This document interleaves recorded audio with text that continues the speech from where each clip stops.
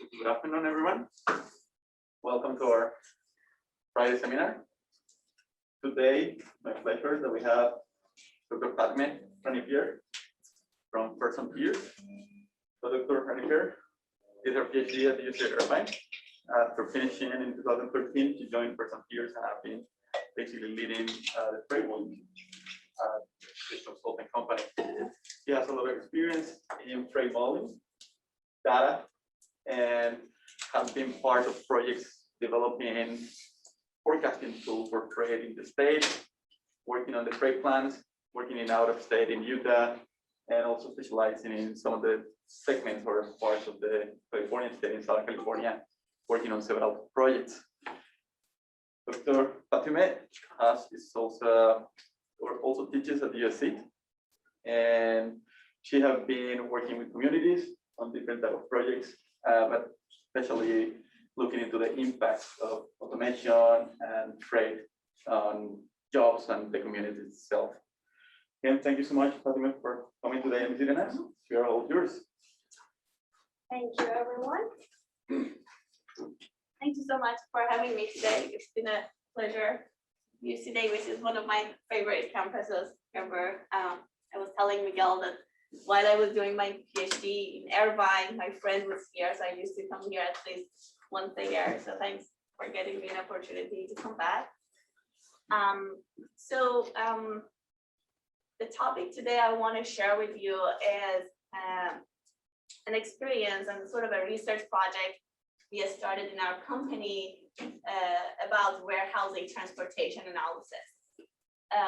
The subject may sound simple, but it has been a common topic over the past at least 2-3 years. In our company itself, we have done 17 mega warehouses around the company, and so we are a small company, mostly on the West Coast. So imagine how much of this is going around.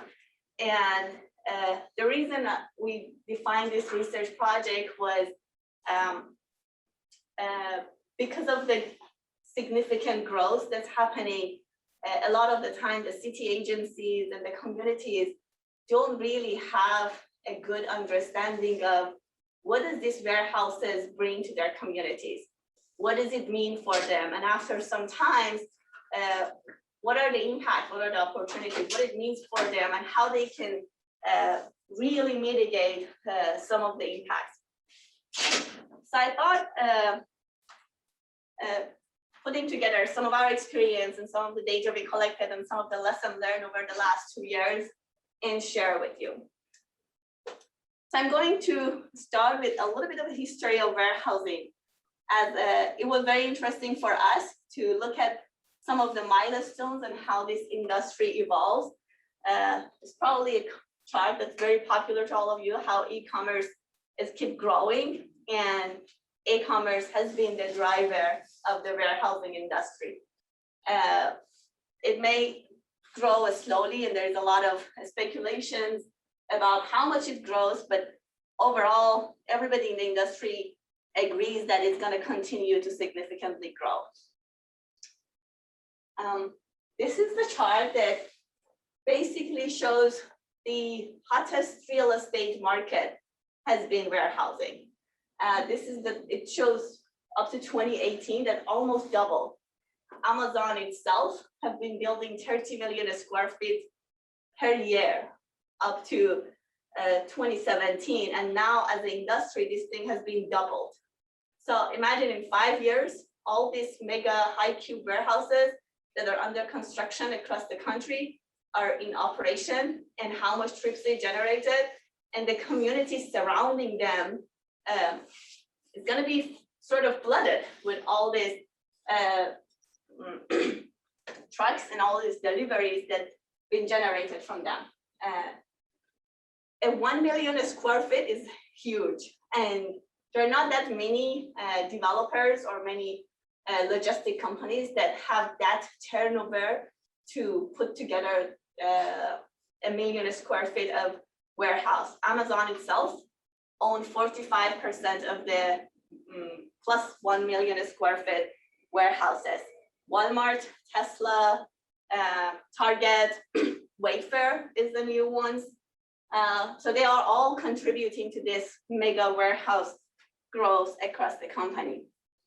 And by construction, 1 million square feet of land needs to be somewhere that's affordable. So you will see that this warehouse will pop up in low income or disadvantaged communities where this land is economically feasible for them. So they're not going to put it in the middle of, Santa Monica or Beverly Hills. They're going to put a mini warehouse there and a gigantic one where there is the land more affordable. So as a result, the voice of these communities is not really heard because the way these warehouses are popping up in the suburban, less fortunate areas, that makes it difficult to advocate for these communities. I had some fun time going through this. This was a piece that we also presented to some of the cities to see how the warehousing industry evolves. And it's not very far away, like pre-1960, the biggest unit that we had was pallets. And that was when people realized that they can stack vertically. So that was the biggest invention of the 1925, and then forklift sort of can be the first automation or the power to move the pallets. 1950s is where the concept of TEUs introduced.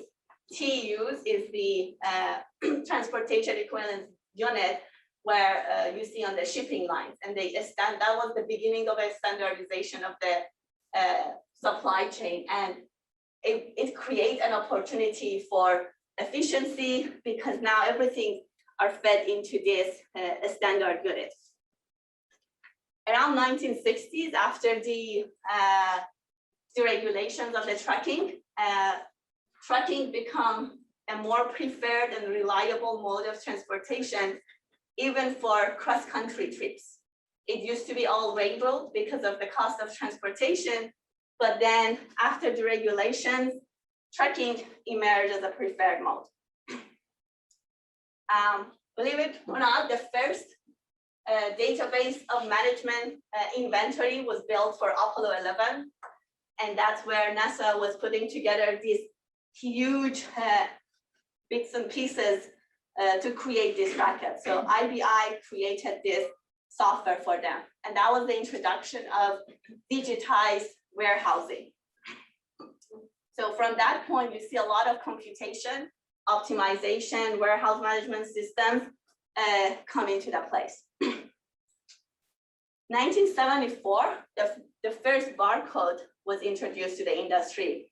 The story behind this is also very interesting. A chewing gum company started the barcode because they had, I think, 34 plus types of gum, and they wanted to have an easy way of tracking the inventory and bubble gum versus cherry flavor.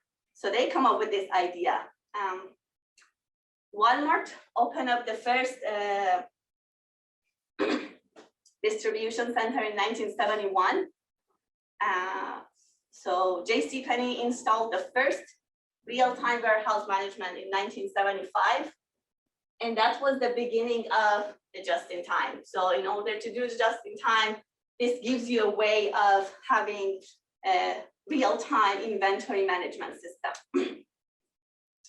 So as the time evolves, you're moving from this manual work to automation to digitization.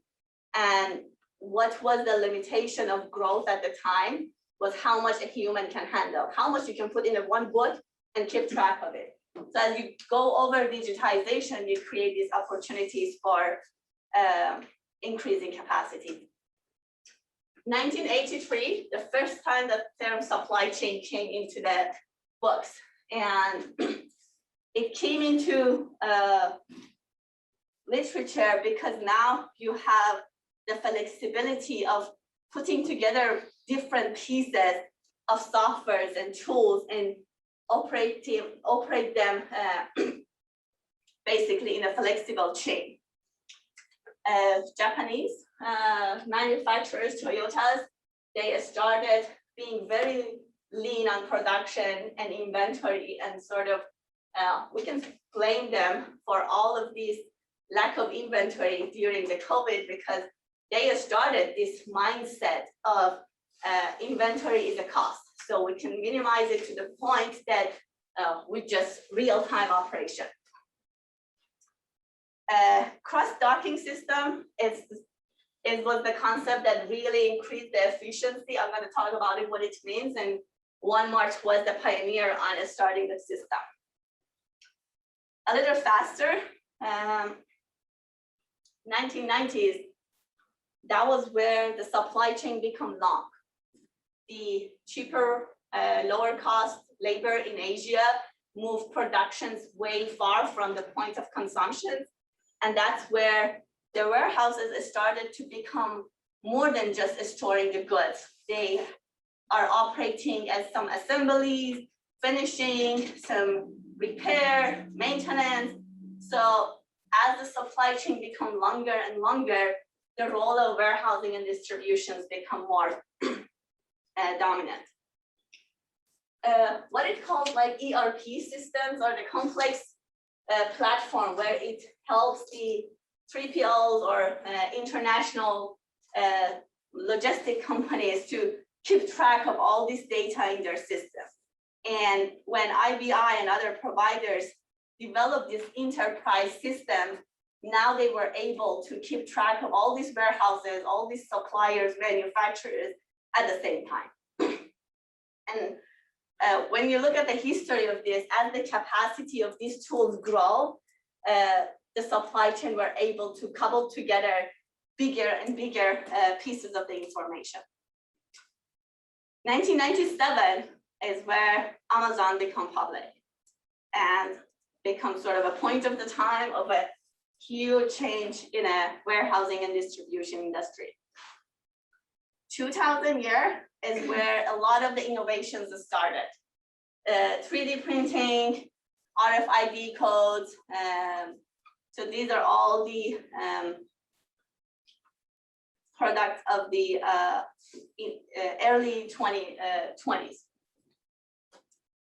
And it was also the time that where we started to think about sustainability. As the global warming goes up, the awareness about the climate change went up, and as these operations becomes more and more and more impact our environment. 2010, another limitation of the supply chain was solved. That was the cloud computing. So before that, you were constrained by your memory space, how much your computer can handle, how much your server can handle. Now that constraint also go away. So you can have this cloud space sort of unlimited, and you would see over the time when these physical limitations are going away, the industry were able to grow and grow and grow. And now the main constraint is labor. So that's where the robotics, automation, drones, the inside the warehouse robots to move pieces becomes important, because now the limitation is the labor. And all this time, the just-in-time principle is back of everybody's mind, because warehouses are expensive, inventories are expensive, so we only have as much as we want. And because of all these softwares and enterprise systems, we can have very good information of what we have and be very good at forecasting and reliable stream of the inventory. So our confidence goes up, and our predictability of, okay, I'm gonna have this shipment within 2 weeks, so I don't need to have an extra in-house. Then pandemic happened, and we realized that all that confidence and all that we count on it with almost zero inventory may cause trouble. And that's what we have been facing in the last 2-3 years. But as it was unfortunate for many of us, for some entities in this industry, it was a fortune. Like Amazon grow 37%, their third-party sales grow 55%, and it's sort of the pandemic was not bad for everyone. But we have lesson learned from that pandemic. So we go through the history, putting together all the pieces together.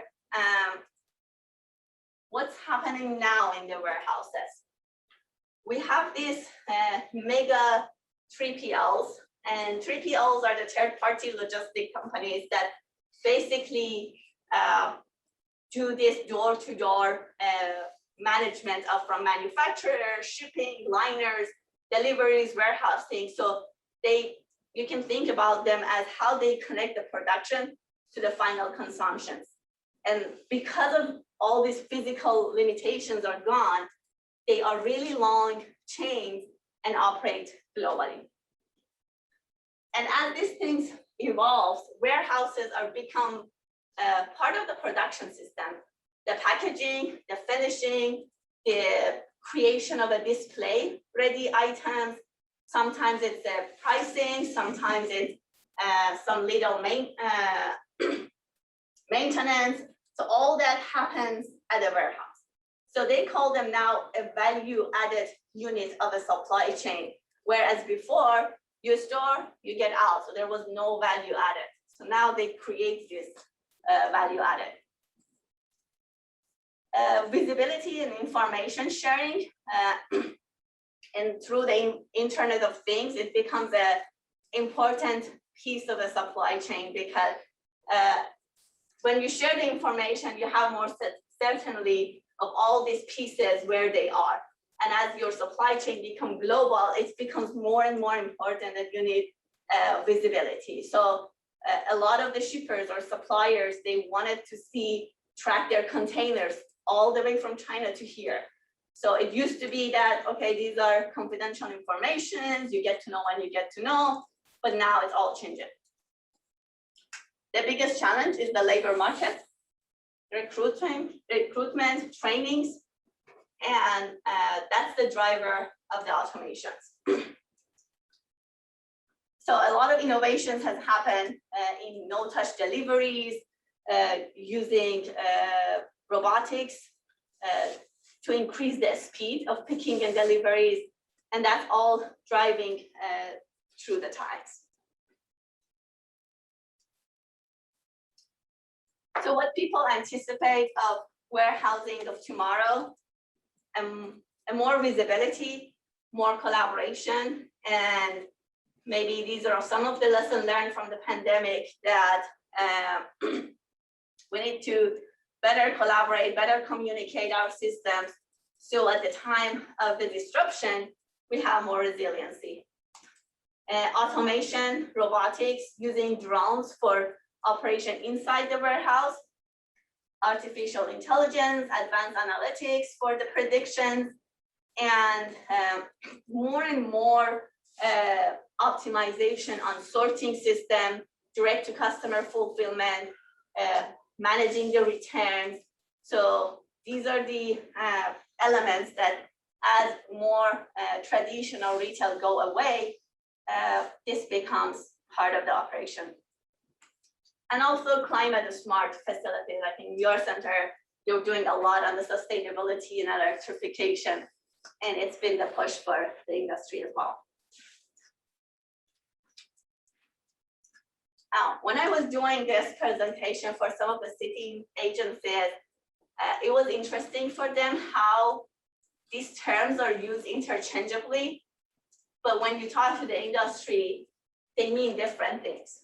And they may call all of them warehouse, or they may call them different things, but from the transportation perspective, from operation, from logistics, they really have a very significant difference. And understanding what they mean, how they interact with our transportation network, that helps them to understand what would be the impact, how do they mitigate that. So a little bit, old days, it was all general warehouse. Today's distribution centers, or even Amazon break down the distribution centers into last mile, first mile deliveries, or fulfillment centers, kind of same as distribution, but then you have sorting facilities where it's on a step before you get to the fulfillment. And this is where Walmart was the pioneer of the cross-dock operation, where you have this facility where you load from one mode and you unload from one mode and you load on the other mode without having a storage. So basically you're minimizing the storage only where there is no value added. So this is the pictures on the right or on the left will show that how you have historically you go directly to the store, then the distribution centers happen. But when you have the cross dock, you have this automated, whether it's a conveyor systems or this robotics that distribute the units into different outbound trucks. The other piece of terminologies and typologies that become important is some of them has some legal meaning. For example, the custom warehouses. The custom warehouses is where you store goods when you import them, but you don't pay the taxes or the tariffs until the sales happen. So they have a longer turnaround time. The cold storage, the facilities for hazmat, the on-demand storage. This is the evolving trend also. If you're not as big as Home Depot or Wayfair to have your own $1 million square, 1 million square feet of warehouse, the same way that we do the like Verbo, you save your room and you go and you have it, you can have it for a warehouse. So there are a couple of apps that, for example, in downtown LA, you can save or book a slot in the warehouse, and there are companies that they taking care of that. So you don't have to pay for the whole warehouse, you don't have to own, you don't have to operate. It's working on the on-demand basis. It also matters what type of commodities, shipment size, whether it's the temperatures or what is the built environment. And we got into this research because when this development happens in the cities, none of all this really explained to the city or the community. They come up with this vague proposal that we're gonna build this warehouse here. And depends on, and they may not know because the tenants may not be defined at the time, but as part of doing a good analysis and understanding what do they gonna expect in 5 years from this facility, how it's gonna affect their life, they need to know these parameters. This is a screenshot from Amazon to just show just Amazon itself, how diverse it is in terms of operation, number of employment, size. So just in one type or one logistic entity, there is so much diversity in warehouses and how they operate and how many employees how many jobs they create. And it varies by others as well. Just wanted to share that. So any questions up to this part? I thought this was a good story of getting understanding of how warehousing industry evolves in where we are. So now getting more on the problem statement. Sure.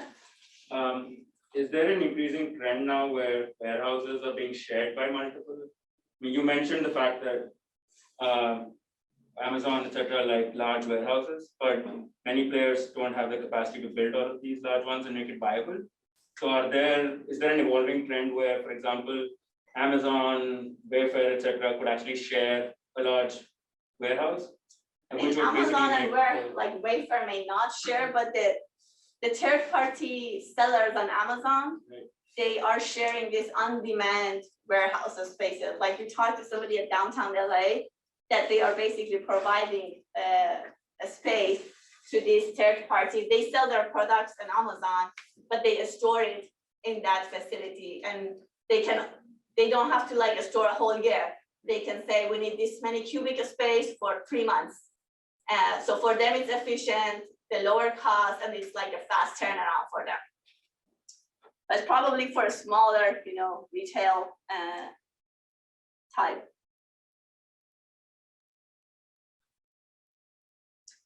The guy who did it actually in LA is very interesting. His idea started because he was coaching a basketball team, and he wanted to come up with, okay, we have these lockers. How can we make use of them in a better way? And he teamed up with somebody, and then they turned out this abandoned facility to on-demand warehouses. He had a very good story on the NPR about that.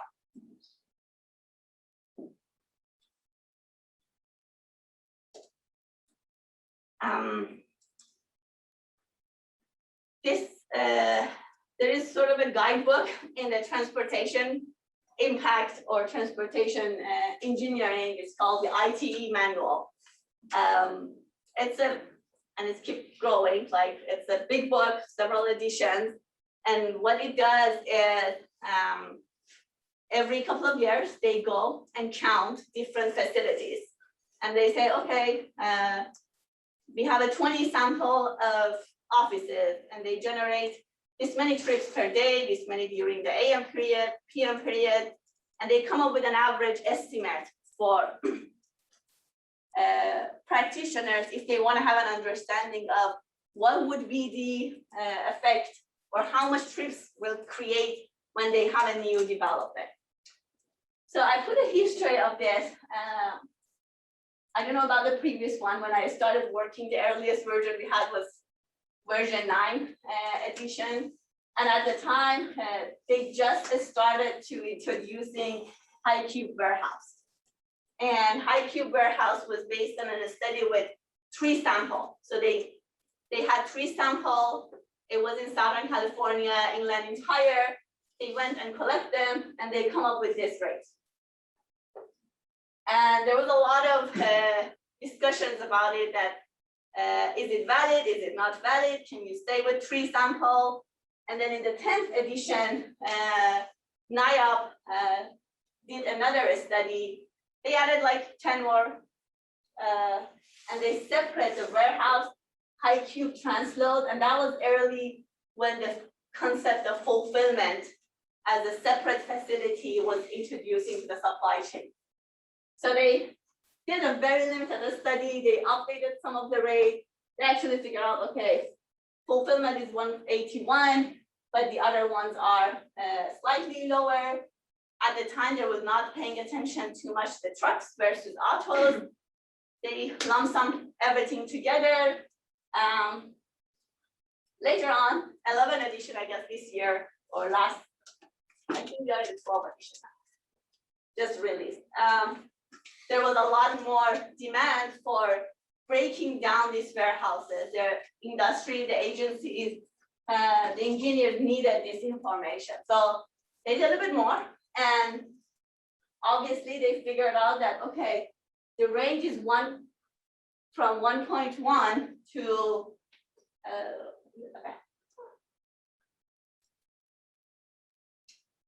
between 1.8 all the way to 6.4. So the fulfillment center that they all lump sum together as 1.6, now it's about 6. And this is 6 trucks per square feet. So imagine you have a 1 million square feet facility. It's a huge number of trips that you're generating. We looked at these numbers, and it still looks like not providing enough resolution, especially on the trucks. They come up with the percentages and they said, okay, 70.75, but they didn't really separate the medium and heavy trucks. And if you observe these trucks, the inbound and the outbound operation of these facilities are very different. A lot of this depends on the type. They may have a high inbound of heavy trucks, and the outbound, when they load it and distribute it, they distribute it with a smaller trucks or a smaller vans.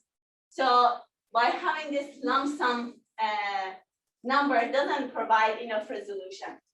And this is also the time where there is a lot of push for electrification, zero emission freight zone, identifying opportunities where you can implement pilot projects. So knowing what is actually the demand, and what is the size of vehicles, because the charging facilities, the range they are going, so all of that matters, whether it's a heavy or medium trucks. So we started this research with one of the, I guess they used to be the largest land developers, landowners, Prologis. I don't know exactly how much they own, but they own a ton of land across the world, and they are known for owning warehousing and logistic real estate. So we started working with them, and the reason basically they wanted to work on this project was they also wanted to provide this awareness to the communities, to the cities, that warehouses can be very different. The term warehouse distribution center is too generic, and understanding of what exactly they mean and where they exactly locate makes a difference. This is also the time that in California, a bit of history, but the way legally you provide a development permit, you need to go through a process called CEQA. And to do a CEQA, there is a metric that used to be based on the level of service and number of trips and how much delay you're causing on the intersections or segments. But then it becomes VMT based, vehicle mile travels. So there was not a good understanding of what does VMT mean for these warehouses. And so we started working with them to say, okay, this is very informational, just to understand really how does warehouse VMT and how does warehouse trip generation work across these various facilities. So we picked these 40 facilities across San Joaquin County. I would pick up San Joaquin County because Prologis acquired a big area over there called IPC, and we wanted to see what exactly mean when this area is developed. So these are the about 40 facilities that we count them 3 times. We counted in 2019. We started counting in 2020, but then the pandemic stuff happened. We stopped, and then we recount them in 2021. There are all kinds of things in San Joaquin because the way it's located between Bay Area and Southern California, and the price of land, you have a lot of warehouses and logistic facilities. So we looked at these facilities and covering all the way from, Dollar Tree, Lowe's, Tesla, several Amazon facilities, and these are the square feet of them. Some of them we were able to get the number of employees. We really tried to get more close number of employees for others. The data was iffy, so we used some data sources, but it wasn't really showing, because a lot of them have a part-time employee, so it's hard to figure out what is the full-time equivalent number of employees there. So something that would bring it up to their attention that it's not a linear function, where historically when we do transportation analysis, you have 1 residential unit, it's 10 trips, 2 residential unit is 20 trips. That's not how warehouse works. and you may have 1 million square foot Wayfair that has 600 auto trips, 600 trucks, and overall 1,300 per day trips. There is this Ford assembly warehouse, almost half of this, but the trips are not half. So it's, we as engineer, we like to come up with simple rules and create regressions and come up with some simple equations, but warehouse operation is a little bit more intense and not simple. Similarly, you have this Amazon warehouse, sort of same size as the Wayfair, but you see the trips are twice more. So level of automation is big piece, and size of shipments, type of commodities, it affects the turnaround of this facility. And why it matters for the cities and for the agencies, because number one, the cities are in charge of the wear and tear of the roads. And at the time of the entitlement is the only time they can negotiate something. Once these are approved, you have to go through a very complicated process of impact fee or getting them to contribute. But the best time to understand how they impact or how much congestion they cause over the system, this before actually they go through all the permitting process.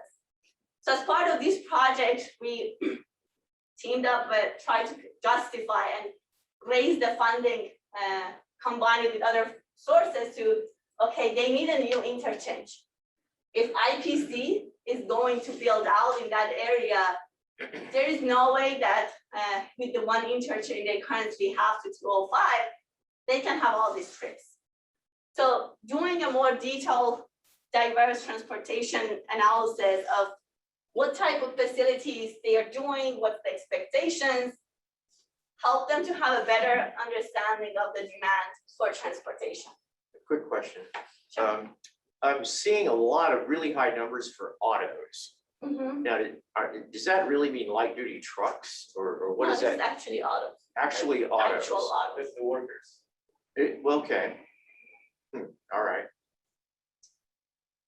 The people coming and going, because this Amazon warehouse seems like it's got relatively small numbers of truck trips, you know. So anyway. But it has a heavy truck. So this is not a, so this is one of those, you know, facilities. It's not a fulfillment, this one. This is where you have heavier inbound trucks facility. You look at the fulfillment one, it goes up suddenly.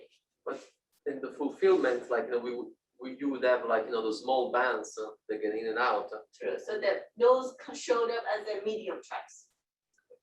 Usually at the size, you're not doing last mile. They're probably going to the delivery station.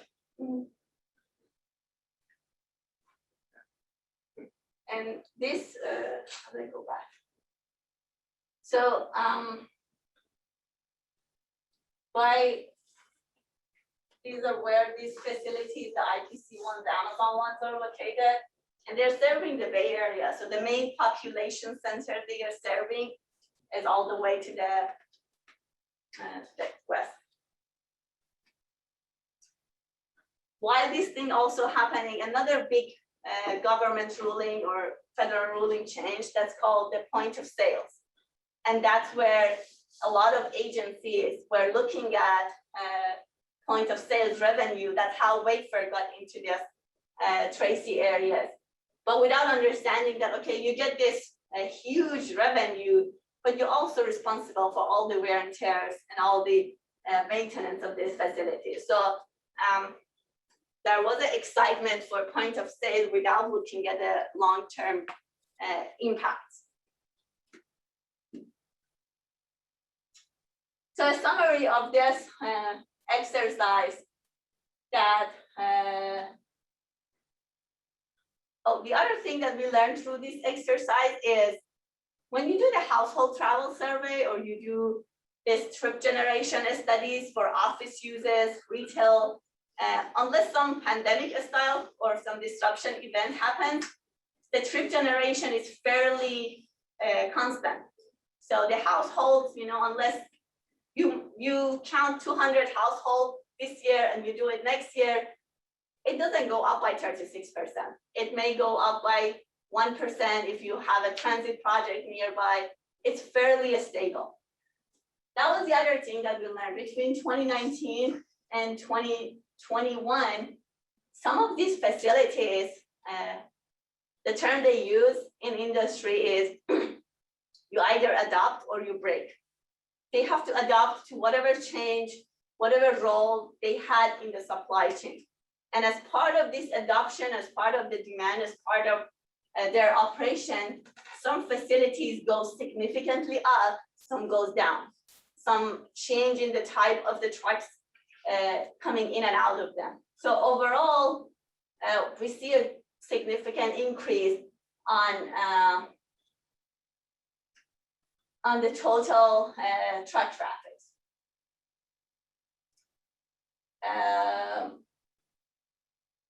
So what we try to present is maybe the average number is about 1.5, 1.8. This is the range for the average.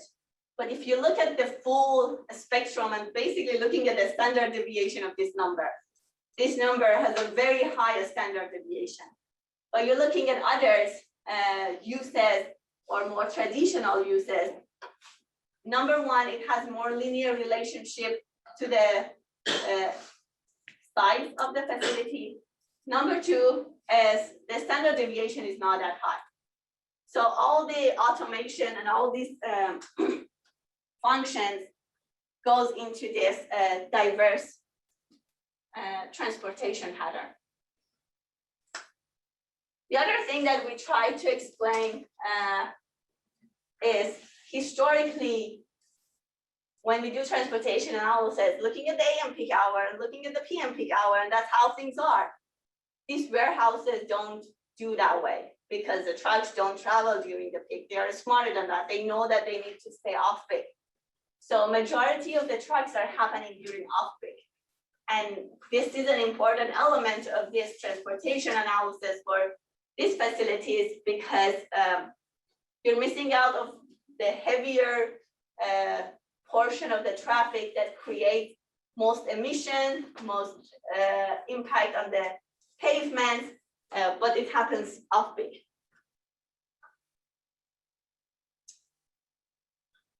This is looking at the inbound versus outbound, and you see that the heavy truck traffic happens during the out of the peak period. You have the employees coming in the regular 6 a.m. to 7 a.m. peak period and then clocking out between 4 to 6, but you also have this heavy truck movements during the day. So this is all calling for more systematic or detailed review of the trip generation for these facilities. So before I go to the next one, any question so far?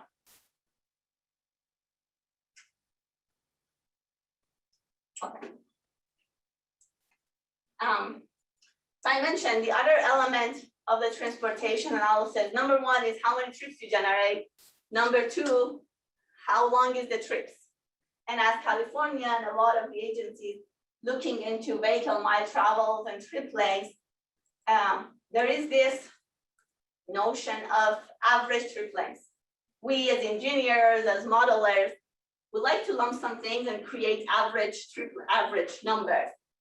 Sometimes you forget that the stuff we average are not really homogeneous.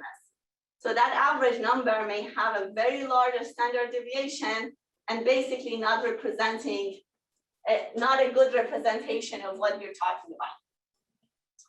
So we did this research looking at fulfillment centers and distributions across the country and to understand what is the average trip length or what's the trip length for these facilities. Does it matter you have it in the rural areas, urban areas? What are the parameters that can help you define the trip length for these facilities?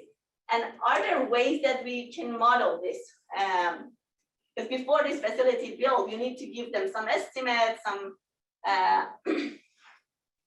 some forecast of what would be the transportation impact.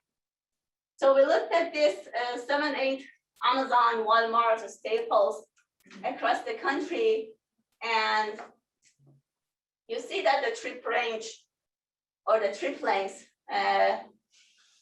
vary anywhere from 50 to 20, and rural and urban areas matter. But as I mentioned, for example, the Tracy area in West San Joaquin County might be rural by itself, but you have this huge demand population center in the Bay Area where even though the facility is in the rural areas, but it has this huge demand within an hour of the facility. So that creates this dynamic of the that affect the trip generation. Quick question. Sure. How is the VMT calculated? Because the trip is, I'm assuming from A to B, 2 different locations, right? And does it start with at the warehouse, or does it end at the warehouse? Or both? Anything coming in and going out is kind of the trip towards it. So what in transportation analysis called trip generation is the sum of the inbound and outbound. Okay. And so the vehicle mile travels is the whole thing.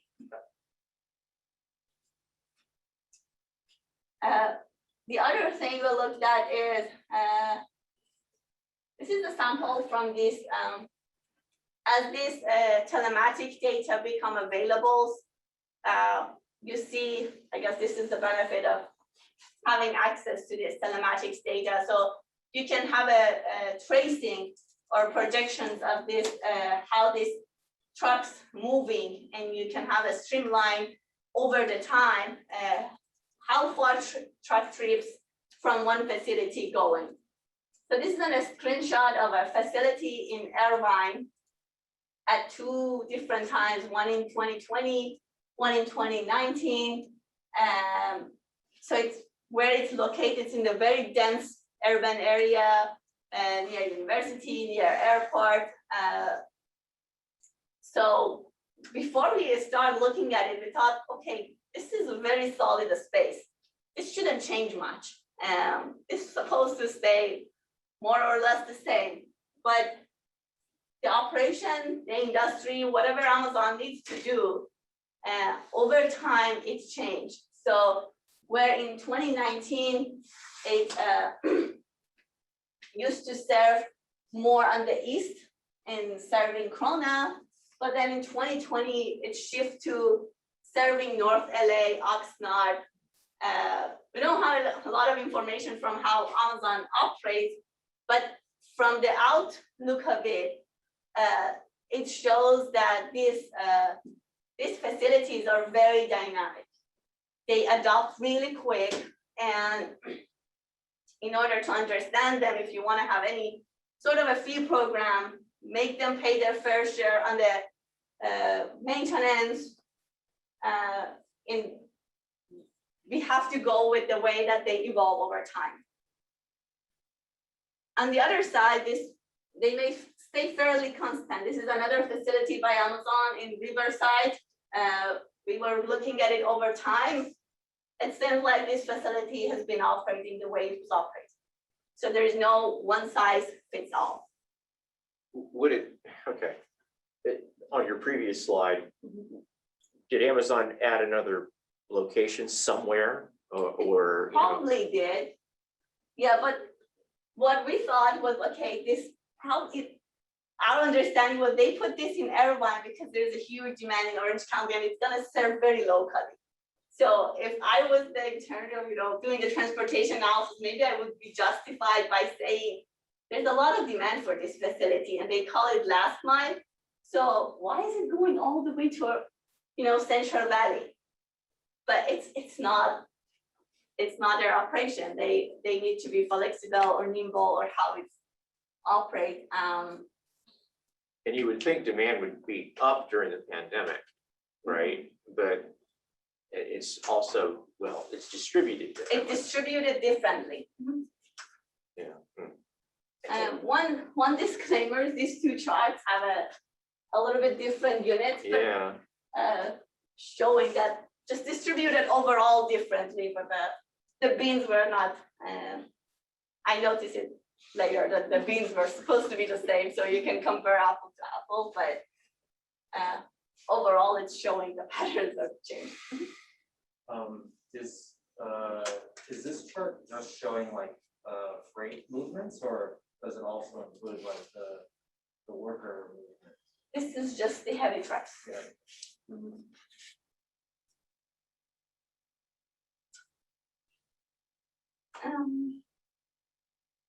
Another question. So there are a lot of third parties would directly ship to Amazon for the fulfillment center.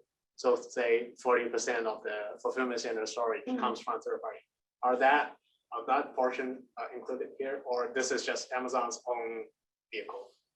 Wow, So. which is a tricky question. I know. Yeah, because the vendors that sell this kind of telematics data, they don't really share Okay. who is the owners. So I think it's a mix of Yeah. whatever was in that sample size. So this one is based on streetlight data, right? So Mhm. you have the streetlight trucks. But this is selecting the origin of the trips only in the Amazon fulfillment center. So whoever are the trucks from Amazon or shipping third party vendors from, these need to be The trip restricted, starts at. at the yeah. fulfillment center, okay. So it doesn't include other type of trucks. No, it's the trip, the engine was off at that facility. But it could be that it was the vendor, that when they returned to their facility, it started from the. Yeah, it might be empty, it might be full. It would be good to have this empty or full. Some of the telematics start to give the fuel consumptions with this. And with the fuel consumption, there is a way of saying, oh, is it empty? Is it full? So that way you can get a sense of what kind of operation it is.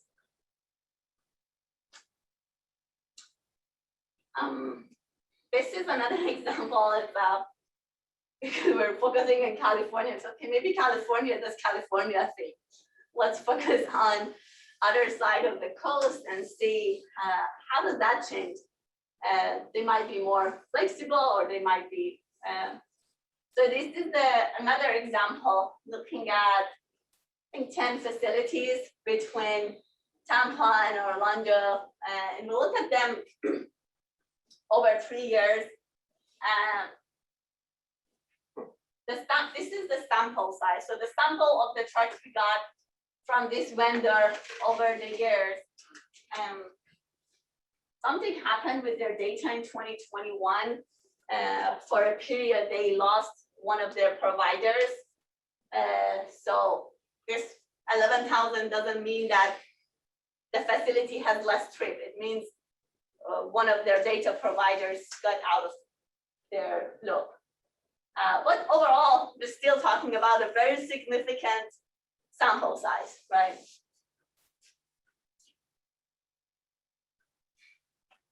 And in this sample, there were 3 Amazon facilities.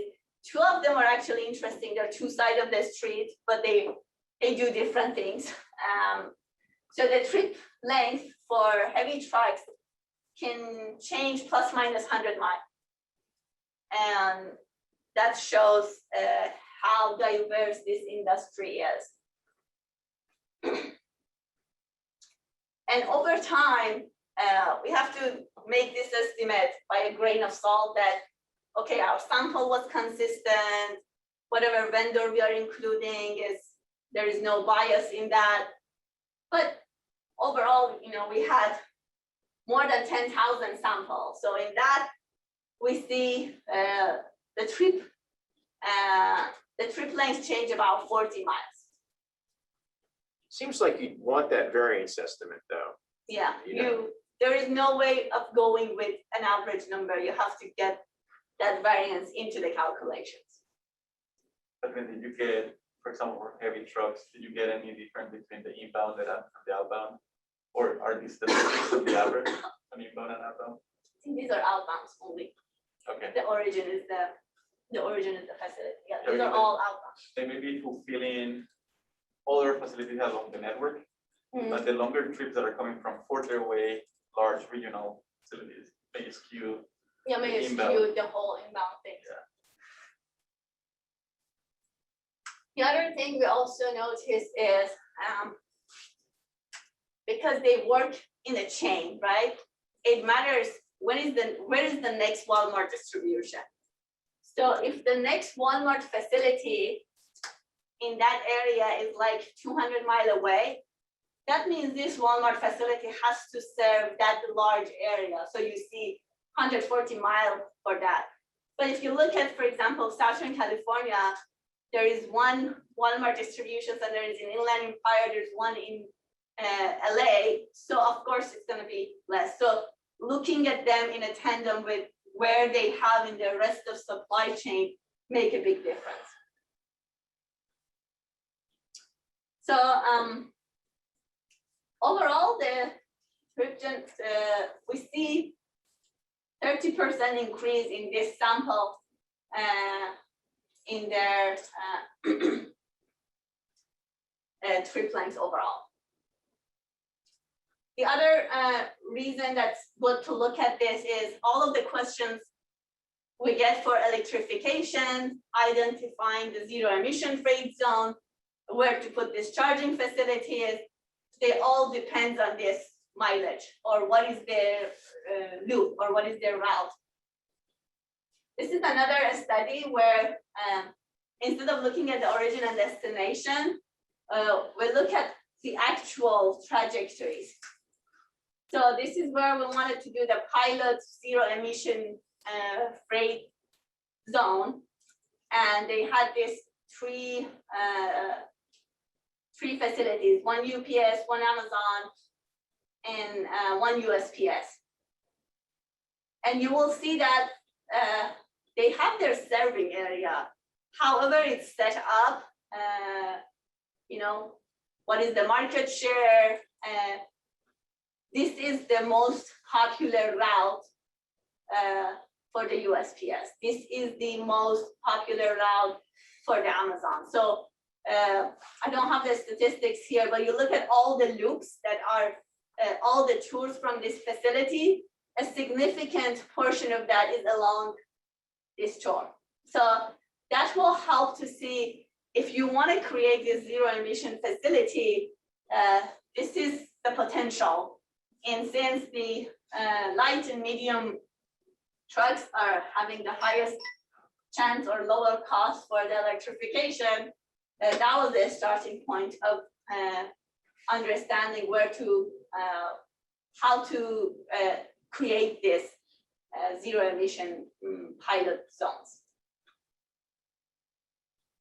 So I wanted to summarize with saying this is the type of questions that are sort of post-math. Like we got this here, or at least a lot of my clients got here after the fact, or it's like 5 years after the warehouse start operation, and they see this emission. They didn't do this before analysis and understand and be aware and prepare for it. So now they have this communities that are suffering from the pollutions, the noise, the emissions, and they want to see what they want to do. And the solutions that we have in our toolkit within the legal boundary, or what we can operate as a feasible solutions, are not a lot. Once the warehouse is built there, you can do a lot. You basically lose the leverage. Whereas before all this development happened, you have a lot of leverage to negotiate, to put it in the permit, to require them to be a better neighbor. So a lot of my projects, or a lot of my works goes into figuring out solutions to mitigate the impacts that you have, whether we creating the nexus fee, whether you're coming with sustainability solutions, off-peak deliveries. All of these are an aftermath solutions. This one, the zoning code is another challenge of these warehouses. They park in the neighborhoods. They don't require them to put enough space because again, parking space is a zero value for them. And as an industry, it doesn't generate revenue for them. So if you don't have a proper zoning code or you don't have a proper requirement to accommodate all those activities on site, they start to propagate in the communities and affecting them. I was going to wrap it up to say, what are the opportunities for you as talented future engineers? I would suggest to be hands-on, and what we learned or what I learned when I was at university and from the books, you know, from behind the scenes, it's great, it gives you insight, but it's not all of it. And unless we get on the ground and we see what it means and how the transportation system really interact between different users, we are missing the big pictures. Logistic industry is really fascinating. They have really cool problems to solve with all the drivers of automation and AVs, and so there's a lot of opportunity there that looking for developing feasible solutions.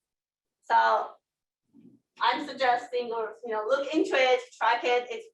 You will find good opportunities in that industry. There is a lot of good and bad words about automation, whether it takes over our job or whether it doesn't take over our jobs. What automation does is basically what we don't want to do. And that might be a good thing because you can do the stuff that more creative, require more problem solving.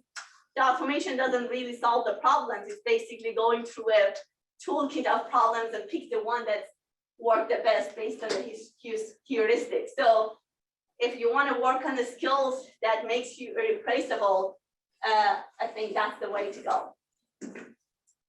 And finally, this is something that will probably help you learn GIS. It is important. GIS is #1 skills, statistics, how to read the numbers, and basic economics. This is, as someone, I do a lot of mentoring in our company. I work with a lot of junior staff, get them onboarding, and I would say basic knowledge, in the more hands-on, the more understanding of these 3 elements would really get you a long way. All we do has something to do with GIS and statistics. So if you can read the numbers really good, put them in perspective of a spatial, and understand how they relate to numbers and money, you're like 5 steps ahead. With that, thank you so much for the time.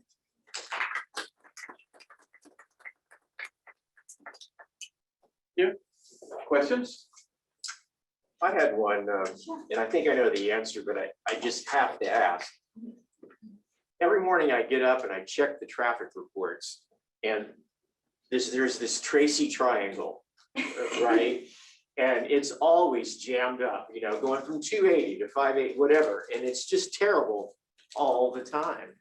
And is it a coincidence that you're studying all the warehouse traffic in the Tracy area, or does it really, what kind of an impact or role would that be playing in this larger problem that they have down there? It's funny you mentioned the whole Tracy triangle. So the Altamont Pass is where the choke point is, right?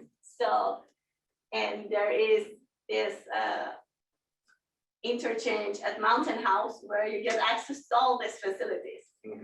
And that's it. And then you don't have any access point till all the way you get to the Costco, I forgot the name of that one. And the lack of redundancy create the demands. And what we're working for that project is 2 new interchanges to sort of elevate the access and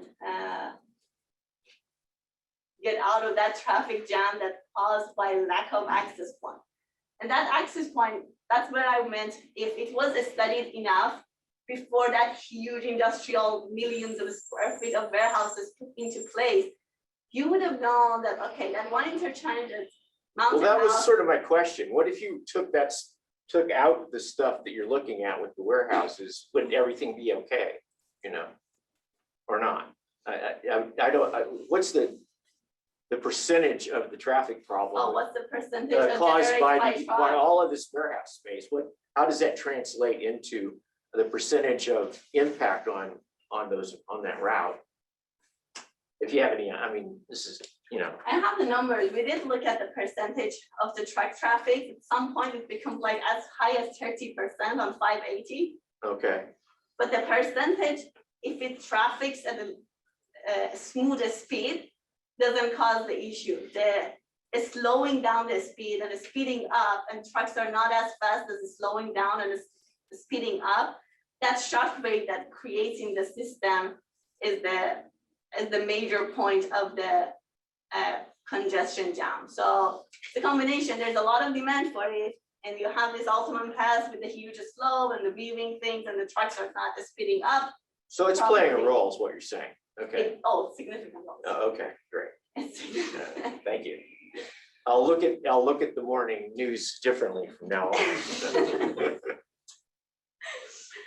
Yeah, we're working on the projects for the STAA truck routes, especially for that area. So they added 2 more interchange, one on 580, one on 205, and it's supposed to help, but at least elevating the demand on spreading the trucks in those interchange and not all of them being all the way. Thank you. It was interesting talking to someone who experienced the transit. No, just looking at it every morning, you know, you just feel for these people, you know, It is. so. Christina, do we have any questions? Yes, there's a question online. Is employee housing near warehouses encouraged through zoning or permitting of the warehouses? So none of them. That's one of the biggest problems that we did this study was because number one problem for Prologis is labor. And they find the good land, they build their warehouses there, but they don't have the labor in Tracy and the Stockton areas. And so labor market is not where the low land cost is. So it's like a chicken and egg problem.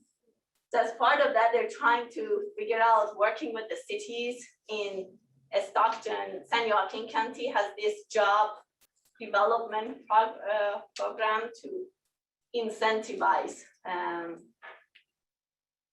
the job development opportunities, whether as it giving them some housing support or providing transportation for these workers to access the job. But yeah, it's another problem that's the aftermath. They find the land that's achieved, they put their warehouse, and then they look around and say, oh, there's no labor here. You were talking earlier about the problems with establishing usage fees and taxes for municipalities because it's so dynamic that it's hard to model.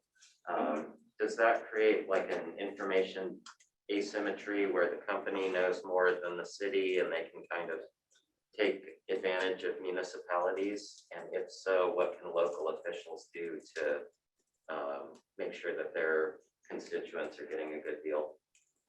So to do an impact fee, you have to do, at least in California, I haven't done it other places, you have to do something called Nexus study. And as part of the Nexus study, one of the requirements is you can charge backward. So the system as it is, and then you look at every new development as it comes, what would be the impact? And then you add up all the impact and say, okay, this is how much infrastructure we need to mitigate or accommodate those, and what would be the fair share of each of them. But then it has to go through all these justifications, set of projects. What is the actual fair share? Yeah, so there's all like it's not an easy process because all these legal challenges go through, and you see a lot of impact fees takes years and years to get adopted. And then as part of the Nexus process, every 5 years you have to go through it and see that is what we did actually happening.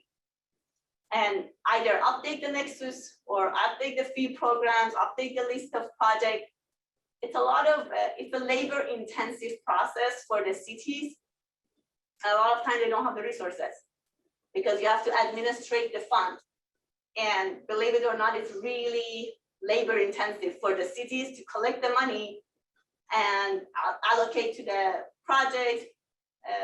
And the fund that you gather is only a portion of it. Now they have to apply for grants to actually build the project. So it's a difficult process that they go through.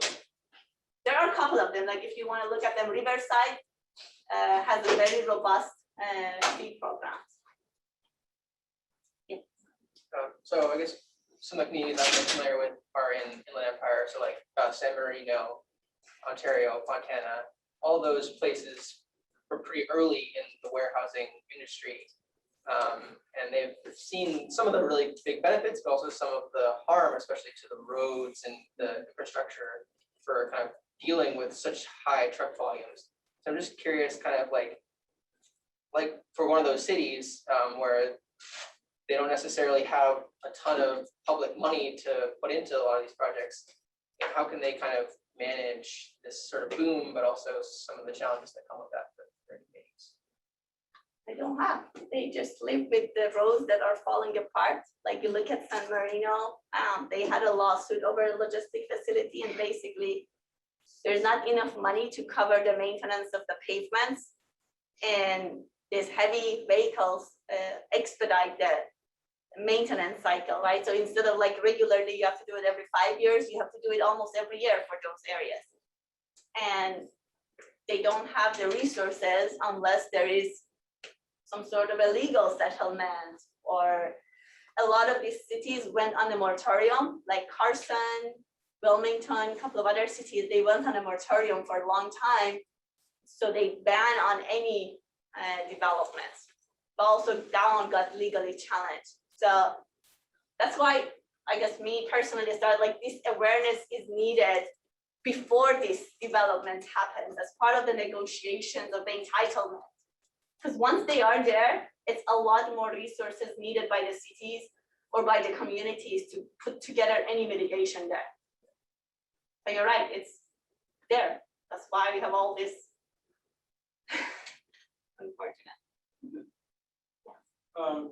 As an extension to what you were asking, have you then looked at the sensitivity to, if you were to incorporate these externality costs into the transportation value chain, what does it really mean then in terms of warehouse siting or cost of logistics, all of that? Because I'm guessing you mentioned a lot of times about everything being done as a post facto analysis, but now that you've identified these bottlenecks, there is an opportunity to see if a lot of these costs were to be incorporated, then how would that potentially just change the way warehousing is going to look in the future? So one very big change is a lot of them put requirements and commitment on electrification. Like the one in Tracy that Amazon is, it's committed to, I forgot which year, but very soon, they put the charging facility and they operate 100% electric. So that at least minimize the emissions that they put. They also contribute to the roadways. So as part of that, for example, Tracy area, they are paying for the roadways. They are not using the roadways of the community. They're building their own interchange, they're building their own roadways. They have their own specific plans. So some of these mitigations, because the city now has a leverage, right? So they can build some of it. And the other piece of it is, I don't know how much of it is really implemented. A lot of them have to provide some local hiring or local workforce development programs that making sure whatever they can provide, mentorship, training programs, a scholarship, whatever they can do to hire people from that community and promote the workforce there. So these are like a couple of things that I've seen happening. I had a question, but I think you kind of answered it. I was gonna ask, how do city and regional level governments respond to like increasing level of automation in these warehouses? Because like on one hand, labor is less available in the places that they established, and on the other, higher automation is going to crowd out potential workforce. So do cities like kind of discourage warehouses from automating a lot, or like what's the government response to that? I don't know enough to know if like they have been a policy in place, but it's like two sides of it. Like the communities or the CBOs are definitely against automation. They think they're taking their job away. But on the other hand, a lot of this job, they don't want to do it, or they think it's too difficult for whatever reason. They are not skilled to do it. So I haven't seen cities take a position about it, but on the other side, it needs infrastructure, right? You need the broadband or the internet, or 5G, whatever network is needed. The infrastructure seems like from federal perspective, federal put the grants into upgrading a lot of the IT infrastructures, and pandemic was one cause of it.